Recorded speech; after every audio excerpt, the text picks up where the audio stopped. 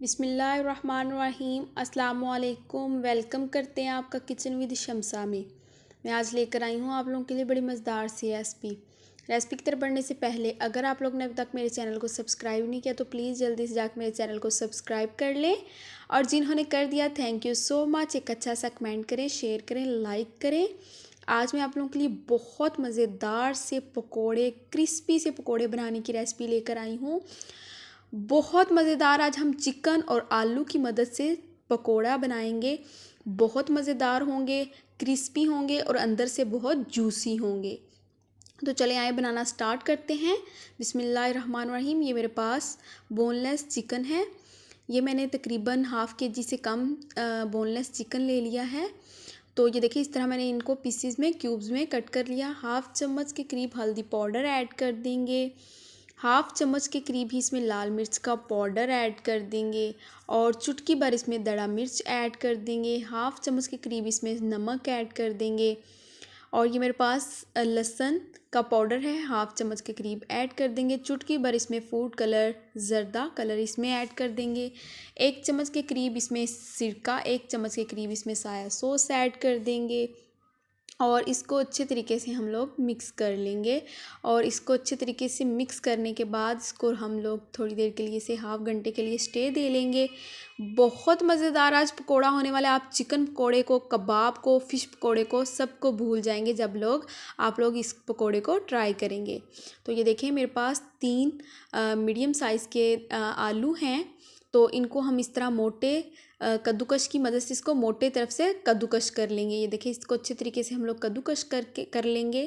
تو یہ دیکھیں میں نے سب کو کدوکش کر لیا ہے۔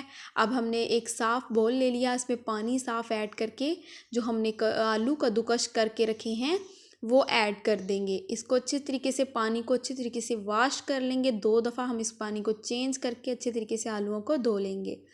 آلو دھونے کے بعد ان میں سے میں نے پانی کو اچھے طریقے سے ڈرائی کر لیا ہے۔ ½ چمچ ہلدی پاؤڈر، ½ چمچ اس میں لال مرچ کا پاؤڈر ایڈ کر دیں گے۔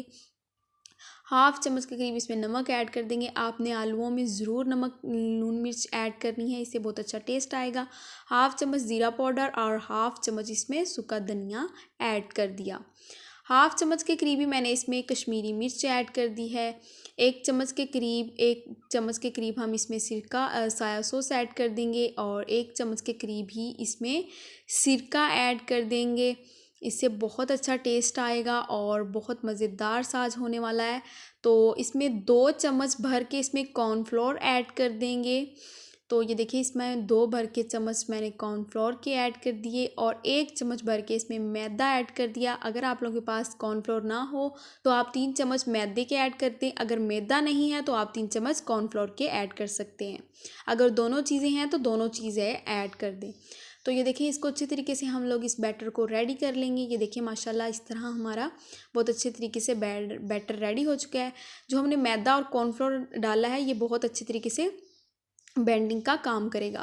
تو یہ دیکھیں اس طرح ہم پہلے آلو کا بیٹر لے لیں گے، اور پھر اس طرح ایک چکن کی جو پیس ہے وہ لے لیں گے، اور پھر اسی طرح اس کو اوپر لگا دیں گے۔ اس کو ہم لوگ اب فرائی کر لیں گے۔ یہ بالکل بھی ٹوٹیں گے نہیں، بہت اچھے دار لچھے دار سا ہمارا پکوڑا ریڈی ہو جائے گا۔ تو یہ دیکھیں اس طرح آئل ہم نے گرم کر لیا، اس میں آئل میں ایڈ کر دیا۔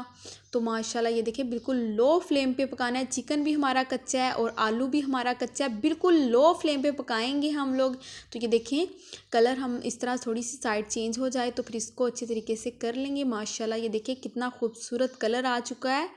تو آپ نے مجھے کمنٹ باکس میں بتانا ہے کہ یہ ریسپی اور ویڈیو کیسی لگی۔ اگر آپ لوگوں نے ابھی تک میرے چینل کو سبسکرائب نہیں کیا تو پلیز جلدی سے جا کے میرے چینل کو سبسکرائب کر لیں، اور ایک اچھا سا کمنٹ کریں، شیئر کریں، لائک کریں۔